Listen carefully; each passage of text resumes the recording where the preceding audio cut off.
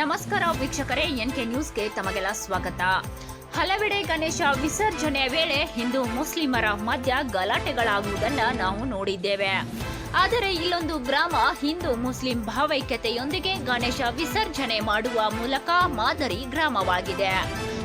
ವೀಕ್ಷಕರೇ, ಸಂಪಗಾವ ಗ್ರಾಮದಲ್ಲಿ ಶ್ರೀ ಗಣೇಶ ವಿಸರ್ಜನೆ ದಿನದಂದು ಹಿಂದೂ ಮುಸ್ಲಿಂ ಸಮುದಾಯದ ಎಲ್ಲ ಬಾಂಧವರು ಸೇರಿ ಹಿಂದೂ ಮುಸ್ಲಿಂ ಭಾವೈಕ್ಯತೆಯೊಂದಿಗೆ 2 ಕ್ವಿಂಟಾಲ್ ಹೂಮಳೆ ಹಾಗೂ ಹೂವಿನ ಹಾರ ಹಾಕಿ ಗಣಪತಿ ವಿಸರ್ಜನೆಯನ್ನ ಮಾಡಿದ್ದಾರೆ.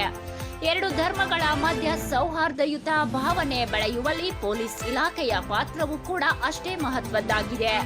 ಡಿವೈಎಸ್ಪಿ ರವಿ ನಾಯಕ, ಸಿಪಿಐ ಪಂಚಾಕ್ಷರಿ ಸಾಲಿಮಠ ಅವರು ಪೂರ್ವಭಾವಿ ಸಭೆಯನ್ನ ನಡೆಸಿ 2 ಧರ್ಮದ ಮುಖಂಡರುಗಳ ಮನವೊಲಿಸಿ ಸೌಹಾರ್ದಯುತ ಭಾವನೆ ಬೆಳೆಸುವಲ್ಲಿ ತಮ್ಮದೇ ಆದ ಪ್ರಮುಖ ಪಾತ್ರವನ್ನ ವಹಿಸಿದ್ದಾರೆ.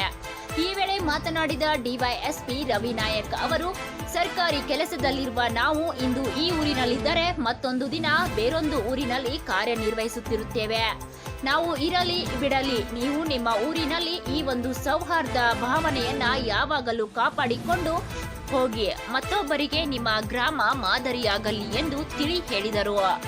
ಈ ಒಂದು ಸಂದರ್ಭದಲ್ಲಿ ಸರದಾರ್ ಖಾದ್ರೋಳಿ, ಮಲ್ಲಿಕ್ ಇರಾನಿ, ದಾದಾಫಿರ್ ಮತ್ತಿಕೊಪ್, ಅತ್ತಾರ್ ಮಂಜುನಾಥ್ ಉಳ್ವಿ ಗ್ರಾಮದ ಹಿರಿಯರು ಪಾಲ್ಗೊಂಡಿದ್ದರು.